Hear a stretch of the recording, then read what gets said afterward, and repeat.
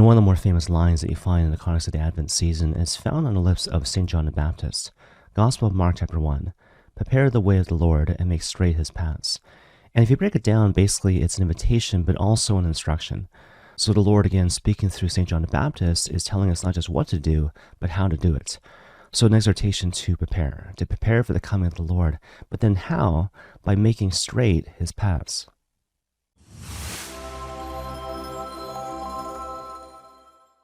And for myself, I just love that line, right? Because it reminds us about how God's providence actually works in the context of the world. And so to use a couple of analogies, instead of solving a spiritual algorithm or building a spiritual rocket ship to reach the Lord in the heights of heaven, instead we're called to remember what the word Advent actually means.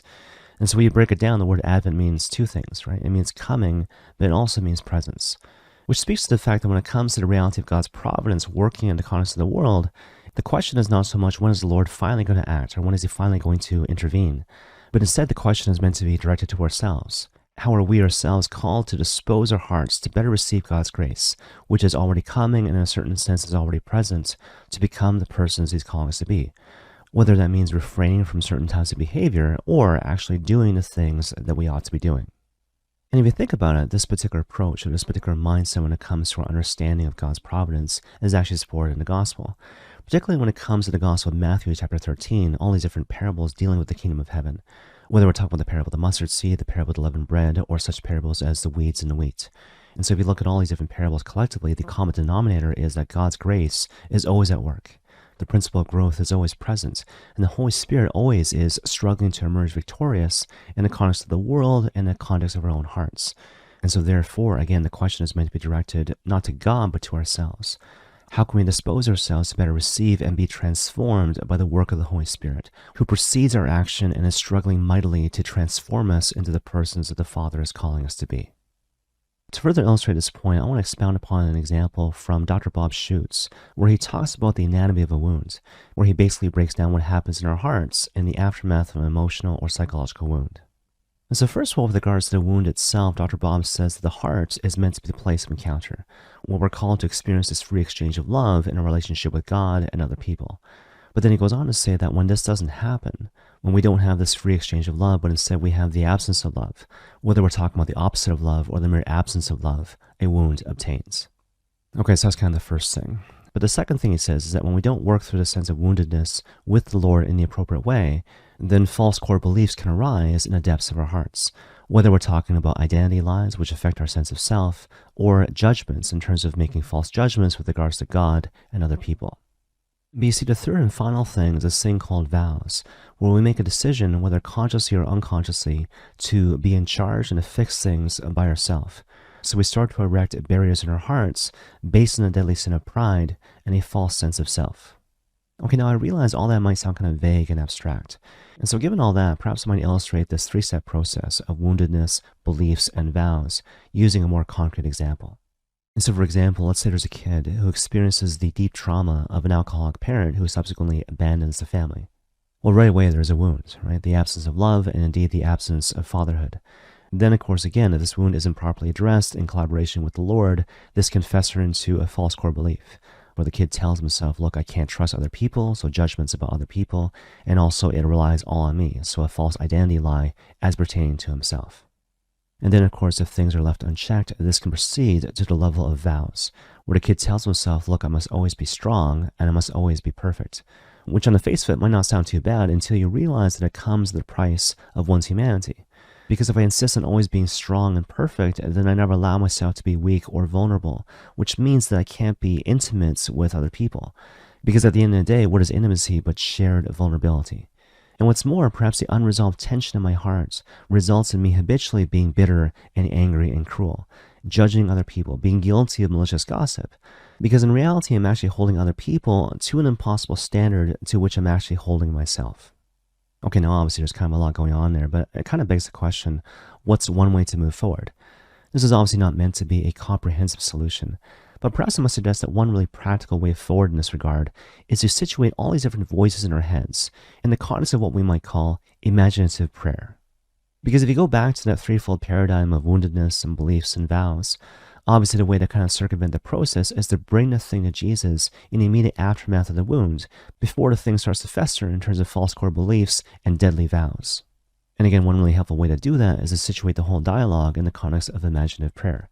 And because what you're doing when you're engaging in this particular exercise is taking captive your thoughts, in a sense of actively resisting the temptation to simply own your thoughts because they originate in your head, but instead acting in a mode of spiritual discernment where you start to realize that actually you're in the midst of spiritual warfare, where you need to distinguish between thoughts which come from the evil spirit and thoughts which come from the good spirit, and to choose accordingly.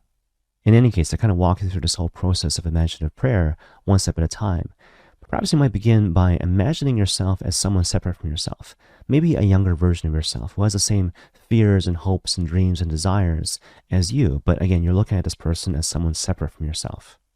And then on top of that, perhaps you might imagine this person, again, this younger version of yourself, surrounded by people who are surrounding this person in a circle. And all these people in this circle are meant to embody all the different negative voices in your mind. And so perhaps you might imagine these people saying to you such things as, because your father abandoned you, you will always be alone and it all depends on you. But you see, when you do this and you frame these negative voices in this way, you start to expose the wickedness and snares of the devil. Because the voice of the evil spirit always has this tone of accusation and condemnation, where he attacks you at your essential sense of self in a way which permeates not just the present, but the past and the future. And so, for example, one line of dialogue which is typically characteristic of the voice of the evil spirit is something like this: "You are terrible, you are disgusting, and you are unlovable. And what's more, this will never, ever change, no matter how long you wait and no matter how hard you try. So you might as well just give up and give in to despair." But you see, that brings us to the next step when it comes to this process of imaginative prayer. And so the whole idea here is to shift your focus. To focus not so much on the circle of people, but to focus on the middle of the circle. To focus on yourself, your younger self. And to ask yourself the question, what is this person feeling and thinking when they're being persecuted in this way? And so perhaps this kid, who again is an embodiment of your younger self, is feeling scared, feeling anxious, feeling a sense of injustice. And what this whole process is meant to elicit from you is a sense of compassion. Yes, I remember that I'm called to love my neighbor as myself, and to love myself as Christ loves me. But that brings us to the third and most important step when it comes to this whole exercise of imaginative prayer. And basically the whole goal here is to ask yourself the question, what's something that could be said to this young person, which might touch his heart and make his spirit soar in the face of such condemnation and accusation? And take your time with it, right? In a sense of focusing not simply on word choice, but language and tone. And when you reach that point, here's the beautiful thing. In retrospect, you might realize that's the voice of the Good Shepherd speaking to your heart words of consolation in the midst of persecution, condemnation, and accusation. Now, obviously, this whole exercise takes practice. It takes practice to remember these three different steps, but it also takes practice to build this thing into your regular routine.